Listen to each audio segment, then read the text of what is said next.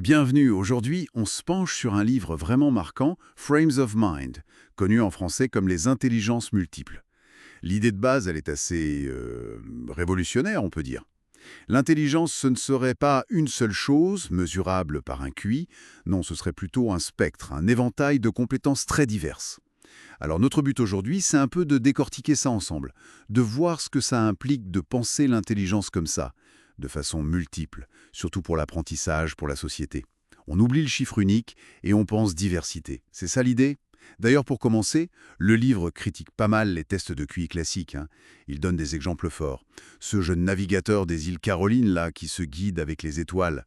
Ou bien l'adolescent iranien qui mémorise le Coran en entier. Ou encore une musicienne à Paris qui compose sur ordi. C'est clair que nos tests habituels, ils ont du mal à capter ça, hein. Ah oui, complètement. Il passe à côté de beaucoup de choses. Et c'est là que le livre propose sa redéfinition. L'intelligence, ce serait en fait la capacité à être bon dans un domaine, à résoudre des problèmes ou à créer quelque chose d'utile dans une culture donnée. Et au départ, l'auteur en identifie sept formes principales. 7, d'accord. C'est lesquels déjà? Alors, il y a la linguistique, bien sûr, le langage, la logico-mathématique, celle qu'on associe souvent au QI, mais aussi la musicale, la spatiale, pour s'orienter, visualiser, la corporelle kinesthésique, celle des sportifs, des danseurs, et enfin, deux formes plus personnelles, l'interpersonnel pour comprendre les autres et l'intrapersonnel pour se comprendre soi-même. C'est une sacrée liste, hein. Mais comment il justifie que ce sont bien des intelligences séparées? Qu'est-ce qui fait qu'on n'en ajoute pas 10 autres? C'est une très bonne question, oui. Il utilise des critères assez stricts en fait. Par exemple, un truc important, c'est de voir si une lésion au cerveau peut affecter une de ses capacités mais pas les autres.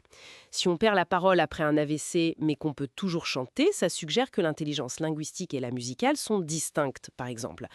Il regarde aussi s'il existe des parcours de développement propres à chaque forme ou des personnes exceptionnelles, des prodiges dans un domaine mais pas dans un autre. Donc c'est pas juste une liste au hasard, quoi. Intéressant ce lien avec le cerveau. Et ça nous mène à la grande question, l'inné, l'acquis. Le livre dit quoi là-dessus?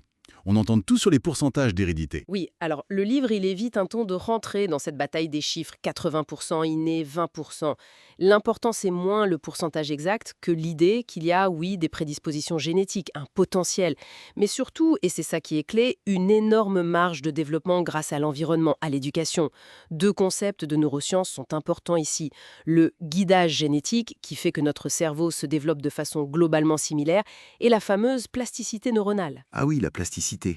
Cette capacité du cerveau à s'adapter, à changer. Exactement. Surtout pendant l'enfance, le cerveau est incroyablement malléable. Il se réorganise en fonction des expériences.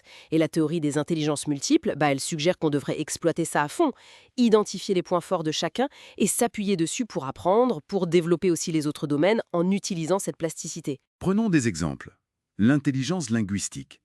On pense à un poète comme Robert Graves, qui cherche le mot juste, la sonorité. C'est souvent l'hémisphère gauche du cerveau, c'est ça, hein? Oui, pour beaucoup d'aspects du langage, c'est principalement l'hémisphère gauche. Et pour la musique, on voit des enfants prodiges, c'est clair, mais est-ce qu'on est sûr que c'est bien séparé du langage? Il y a de bonnes raisons de le penser. Des études comme celle de Diana Deutsch montrent des choses intéressantes.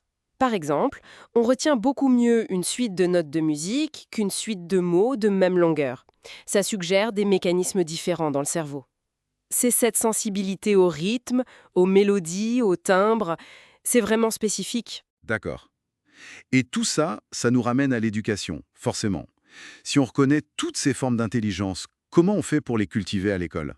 Si on prend la programmation informatique, par exemple, on pense logico-mathématique tout de suite. Bien sûr, c'est central. Mais c'est pas tout. Pour imaginer la structure d'un programme complexe, l'intelligence spatiale, ça aide énormément. Et pour certains, trouver une certaine élégance, un rythme dans le code, ça peut même faire appel à l'intelligence musicale ou linguistique d'une certaine façon. L'idée, c'est double. Utiliser les intelligences fortes comme des portes d'entrée pour apprendre d'autres choses, et aussi considérer chaque intelligence comme une compétence à développer pour elle-même. Et la culture dans tout ça? Le livre en parle? Parce que ce qui est valorisé change d'une société à l'autre, j'imagine. Ah oui, c'est un point crucial. L'exemple de l'Iran est très parlant. C'est une culture où la mémorisation, le verbe via le Coran notamment, étaient centraux. Et puis, avec l'occidentalisation, le système éducatif a basculé. Il s'est mis à valoriser massivement les maths, la logique. Ça montre bien que ce qu'on appelle intelligence, qu'on valorise, c'est très lié à la culture. Une bonne approche éducative devrait vraiment tenir compte de ça. C'est fou de voir comment une politique éducative peut, comme ça, créer une hiérarchie, en fait, entre les intelligences. C'est exactement ça. Et c'est pour ça que cette théorie, elle n'est pas juste descriptive. Elle nous interroge sur nos propres valeurs, sur ce qu'on choisit de valoriser. Alors, si on essaye de conclure, qu'est-ce qu'on retient de tout ça? L'essentiel, c'est peut-être que notre potentiel, il est beaucoup plus riche, plus varié qu'un simple score de QI. Ce livre, c'est vraiment une invitation à voir et surtout à cultiver toute la diversité des talents humains. Souvent, ils sont là, hein, mais cachés ou pas reconnus. Le vrai changement, c'est pas juste d'enseigner autrement. C'est peut-être de redéfinir ce qu'on entend par réussite, non? À l'école et après. Tout à fait. Valoriser des profils beaucoup plus divers. Et ça nous laisse d'ailleurs avec une question pour la suite, une piste à creuser. Si on accepte vraiment cette idée d'intelligence multiple, si on la prend au sérieux, comment est-ce que ça pourrait nous amener à repenser, oui, l'école, mais plus largement nos définitions du succès, de la contribution de chacun à la société? Qu'est-ce qu'une vie réussie, au fond, si l'intelligence est si diverse?